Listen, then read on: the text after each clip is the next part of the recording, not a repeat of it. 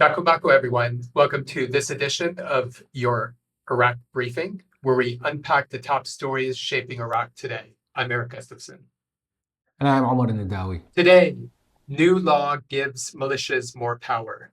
We're breaking down a high-stakes debate in Iraq's parliament, underway right now, efforts to pass a new law governing the Popular Mobilization Forces, or PMF, the coalition of paramilitary groups that helped defeat ISIS but never disbanded. This is significant because the ongoing presence of these militias impacts Iraq's sovereignty, security, and the integrity of its democracy. Right, Eric. The origins of the PMF trace back to June of 2014 when ISIS took over Mosul and threatened to attack Baghdad itself. With Iraq's military in big trouble, in disarray, Grand Ayatollah Ali Sistani at the time, who was Iraq's most senior Shia Muslim cleric, issued a fatwa and a religious decree in which he urged capable men to take up arms to defend the country. And at the time, tens of thousands of people from different communities answered the call, not just Shia Muslims, but also Christians and Sunnis, and volunteered to defend the country. But while that movement was comprised of many ordinary Iraqis, there were also Iran-backed militias that had already been in existence that also took advantage of the situation and rushed in, organizing themselves and claiming the position as defenders of the faith in the country.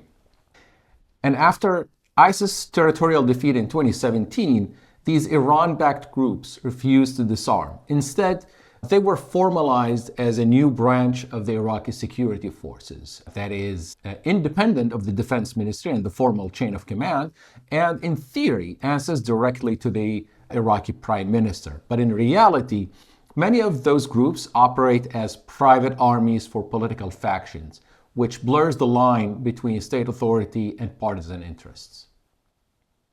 Now, as I recall, Iraq's parliament passed a law in 2016 to grant these paramilitaries legal status. Can you explain what this new law is all about and why it's needed? There are indeed two bills, not just one. The first one was prepared by the government back in February, and it's a project that's been debated for several years, and it aims at granting PMF fighters pensions and other retirement benefits. And it was natural to see this bill resurface this year because it's an election year and it's a project that could enable militia leaders to expand patronage networks and to rally voters. But the effort to pass the bill stalled over a clause that sets the retirement age of PMF commanders, which is an issue that could also be used to oust the current chairman of the Popular Mobilization Forces Commission, Falih al-Fayyad, who is a key figure tied to Iran-backed factions. And when the ruling coordinating framework was deadlocked in the discussion over this clause, the bill was recalled by the prime minister. So what exactly caused that deadlock? That's a great question. So the PMF, or specifically speaking, the Iran-backed factions within the PMF are not a homogeneous group.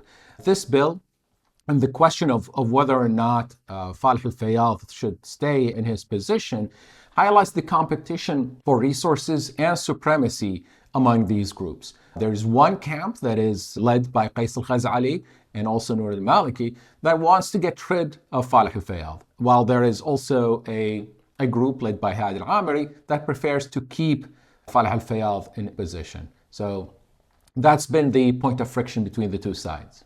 So that's when this new law emerged? Exactly. Prime Minister Sudani recalled the original bill to rework it and then sent instead a new, completely different bill a few weeks later that entirely avoids this retirement issue. Instead, the new bill is an attempt to expand on the 2016 legislation, which was called Law Number 40 of the Popular Mobilization Commission. And this very brief bill, the original one was like a page, the 2016 version was a page, and this one is a little over 2 pages, It lists the key positions within the Popular Mobilization Commission. It lists the directorates and offices that are to be formed underneath, and a little bit about the requirements, the main requirements for these officers. But it does not really go into too much detail. Importantly, it does propose giving the PMF the right to form its own military academy or paramilitary academy in that sense, which effectively makes it a permanent, ideologically independent force from the rest of Iraq's military. I mean, to me, and I think to so many critics, it seems that moves like this grant more authority and resources to factions whose loyalty belongs to Tehran, not to Iraq's national interests. And this lets political parties wield unchecked military power. It is indeed a move in the wrong direction for this time. The security emergency that justified the existence of the PMF in 2014 has ended years ago. Instead, the resources that are allocated to the PMF, which stand about $3 billion a year, would better be spent on things that Iraq really needs in terms of revitalizing agriculture, creating jobs, fixing the country's dilapidated infrastructure, and so forth. And this isn't just about Iraq's finances, the government's finances. Some of these armed groups, as I understand, that claim to take orders from the commander-in-chief have publicly pledged loyalty or allegiance to Iran's supreme leader and have carried out illegal military operations against the United States and Iraq's neighbors, not to mention against other Iraqis like activists in ways that undermine Iraq's sovereignty and foreign relations and threatens the country's stability. Absolutely. I couldn't agree more. And you and I talked about this in a previous video when we discussed how those unauthorized militia attacks took Iraq to the brink of being pulled into a regional war involving Israel and Iran. But I should also mention the danger that the continuation of these private armies poses for Iraq's democracy. If Iraq's leaders cannot rein in these groups and place them under the true control, effective control of the national civilian leadership, then democracy becomes a facade. You can't have free elections and accountable governance when parties have their own armies.